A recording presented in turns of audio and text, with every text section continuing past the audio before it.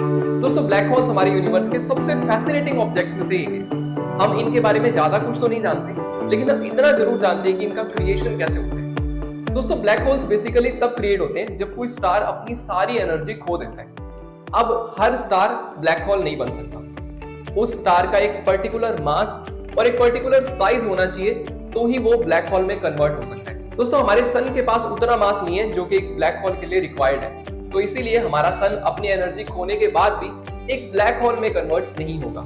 लेकिन हम इसके अलावा ज्यादा कुछ नहीं जानते ब्लैक होल्स के बारे में। अब साइंटिस्ट का ऐसा मानना है कि अगर हम ब्लैक होल के बारे में ज्यादा से ज्यादा जान पाए तो इससे हमें यूनिवर्स के क्रिएशन के बारे में भी पता चलेगा। अब इन्हीं ब्लैक होल्स को स्टडी करने के लिए इसरो ने 1 जनवरी को एक सैटेलाइट लॉन्च की जिसका नाम है एक्सपोसैट, एक्स-रे पोलैरिमीटर सैटेलाइट।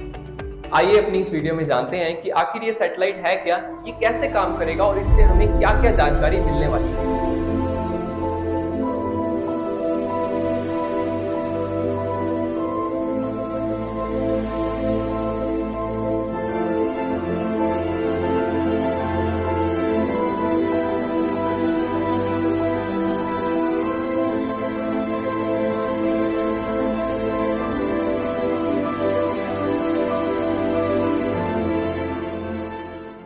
दोस्तों साल के पहले ही दिन इसरो ने एक्सपोसैट नाम से एक सैटेलाइट लॉन्च की है। दोस्तों एक्सपोसैट का मतलब है एक्स-रे पोलैरिमेट्री सैटेलाइट। दोस्तों नाम से इतना तो क्लियर हो गया कि ये बेसिकली एक्स-रेज को स्टडी करने वाली है, लेकिन ये किस वेवलेंथ की एक्स-रेज को स्टडी करेगी, इसके लिए एक रेंज डिसाइड की गई है। 0.3 से 3 नैनोमीटर तक की जो वेवलेंथ वाली एक्स-रेज होगी, ये उन्हीं को स्टडी करेगी। दोस्तों अब ये इतनी कम वेवलेंथ वाली एक्स-रेज को स्टडी कर रही है, इसका मतलब है कि उनकी जो एनर्जी है वो बहुत ही ज्यादा हाई होने वाली है। अब एनर्जी और वेवलेंथ एक दूसरे के बिल्कुल उल्टे होते हैं। जितनी ज्यादा वेवलेंथ होती है उतनी ही कम एनर्जी होती है, और जितनी कम वेवलेंथ होती है उतनी ज्यादा एनर्जी होती है। अब इनकी वेवलेंथ इतनी कम है तो ये जरूर उस टाइप की बॉडीज से आ रही होगी जिसके अंदर एनर्जी बहुत ही ज्यादा है, जो बहुत ज्यादा ब्राइट और हॉट है, और वो बेसिकली है ब्लैक होल्स, सुपरनोवाज और न्यूट्रॉन स्टार। यानी कि ये बेसिकली इन टाइप की बॉडीज को स्टडी करेगा। अब वेवलेंथ के बारे में भी थोड़ा जान लेते हैं। दोस्तों वेवलेंथ का मतलब होता है जब भी हम वेव्स ड्रॉ करते हैं अपनी नोटबुक में, तो उसके अंदर जो 2 अप वाले पॉइंट होते हैं या फिर जो 2 डाउन वाले पॉइंट होते हैं, उनके बीच का जो डिस्टेंस होता है उसको वेवलेंथ बोला जाता है। अब ये डिस्टेंस जितना ज्यादा होगा इसका मतलब है वेवलेंथ ज्यादा है, यानी कि उन वेव्स में एनर्जी उतनी कम है। लेकिन अगर ये वेवलेंथ कम है, यानी कि जो 2 अप्स आ रहे हैं वो पास पास में है, या फिर जो 2 डाउन आ रहे हैं वो बिल्कुल पास में है, तो इसका मतलब है कि उन वेव्स में एनर्जी बहुत ज्यादा है। तो बेसिकली एक्सपोसैट जिन वेव्स को स्टडी करने वाला है उनमें एनर्जी बहुत ही ज्यादा होगी।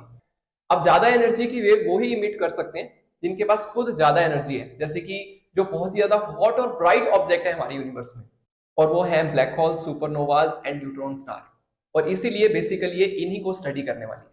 अब जो ऑब्जेक्ट इतने ब्राइट हैं उनकी तरफ डायरेक्टली देखा नहीं जा सकता, इसलिए अर्थ के दूसरी तरफ रह के उनको स्टडी करेगा, और इसको लो अर्थ ऑर्बिट में रखा गया है। तो बेसिकली इसकी जो रेंज है वो 500 से 700 किलोमीटर के बीच में रहने वाली है, और लगभग ये 6 डिग्री के एंगल पे भी है। दोस्तों अब ये जो सैटेलाइट है इसमें बेसिकली 2 पेलोड है। पहला है पॉलिक्स, यानी कि पोलैरिमेट्री इंस्ट्रूमेंट इन एक्स-रेज।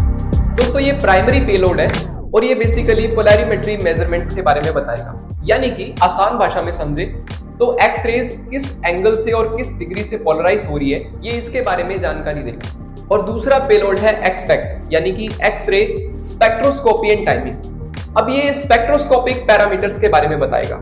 आसान भाषा में कहें तो ये बेसिकली एक्स-रेज के एब्जॉर्प्शन और इमिशन के बारे में बताएगा।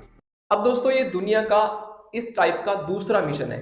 इससे पहले नासा सन 2021 में इस तरीके का एक और मिशन लॉन्च कर चुका है, लेकिन यूएस के अलावा किसी भी और देश ने आज तक इस तरीके का कोई मिशन लॉन्च नहीं किया।